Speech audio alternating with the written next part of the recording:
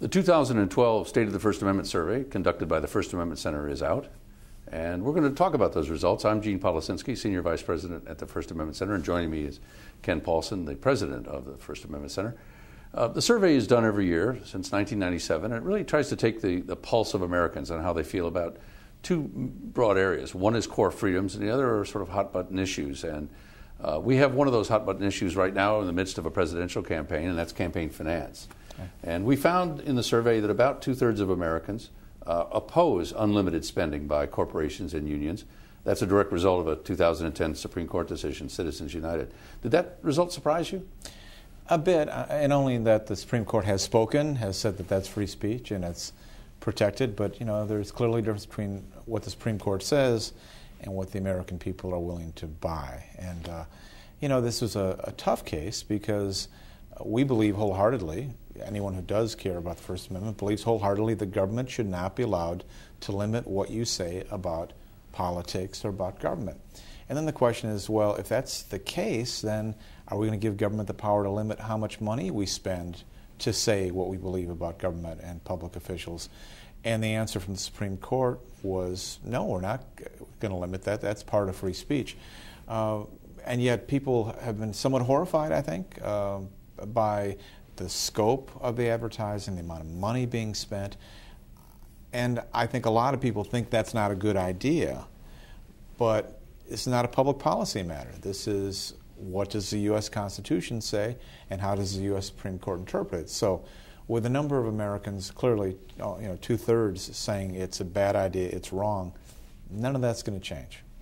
Well, we touch on those issues, but we also come down to some real-life issues. One of those is having the right to videotape or record in some other fashion the police when they're in the performance of their duties, as long as you're not interfering. 85% of Americans said that's fine with us.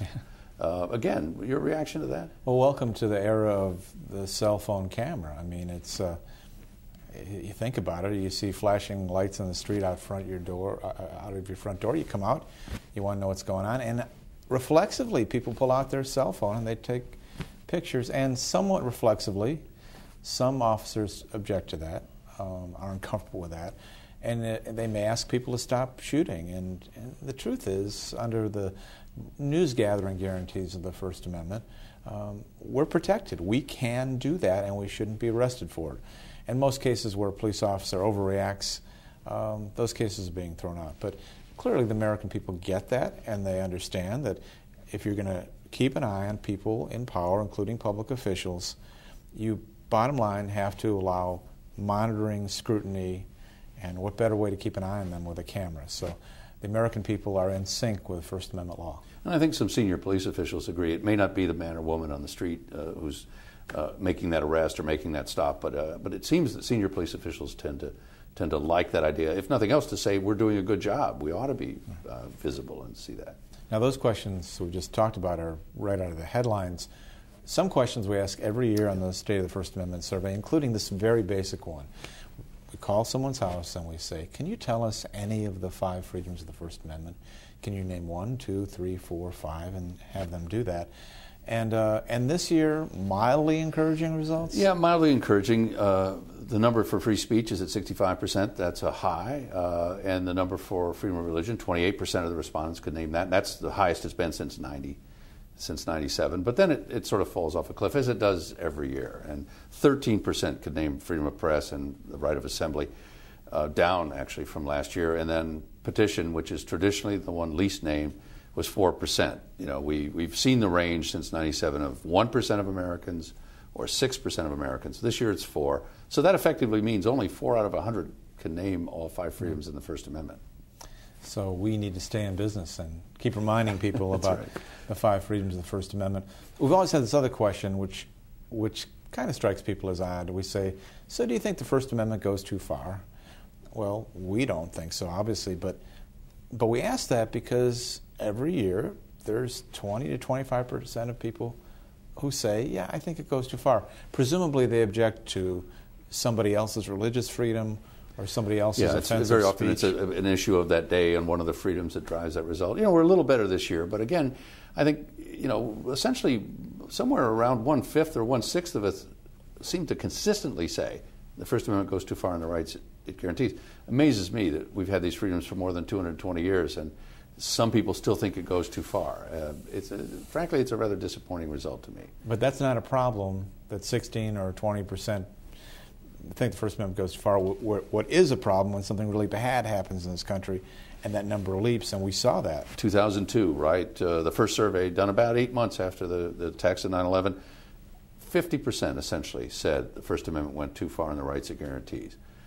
That's a shocking number to think that half of us would surrender some of our core freedoms for a sense of security or that idea. You know, that to me is just a warning that we're one crisis, one threat, one terrible attack away from a lot of people being willing to give up an awful lot of freedom. And that's a very frightening finding to me. If there's something encouraging, though, it looks in this new survey that we've kind of regained our balance. I think we have, and as we get farther from 9/11, that perspective comes in. So hopefully we'll be a little better prepared. But I think that goes to education, that 4% again, knowing all 5 freedoms. We need to raise that number somehow through the country. But, you know, we also talk about an issue, there's nothing more current than online, digital world. And we, in this survey, have some numbers about how Americans feel about the use of copyright material. It seemed about evenly divided in the mid-40s on whether you can post copyrighted material if you're not going to make any money in doing that. Right. But it tilts to a majority saying you shouldn't do that if you have money-making purposes in mind, or if you're illegally posting a movie or music. Again, your reaction to that? Well, just the copyright law has been around since the birth of the Constitution, really. And the First Amendment's been around since the ratification of the First Amendment just 2 years later. In those 2 years, America was guaranteed that you could say whatever you want, write whatever you want, and then actually be paid for it because your right to be protected. Critically important combination. And this survey suggests people understand that both are important and that creative people should be paid. You know, do they still download music illegally? A heck of a lot of people do, but just on the basis of principles, they get that it's wrong. Well, the State of the First Amendment survey from 2012 and the earlier surveys are available at the First Amendment Center's website at www.firstamendmentcenter.org.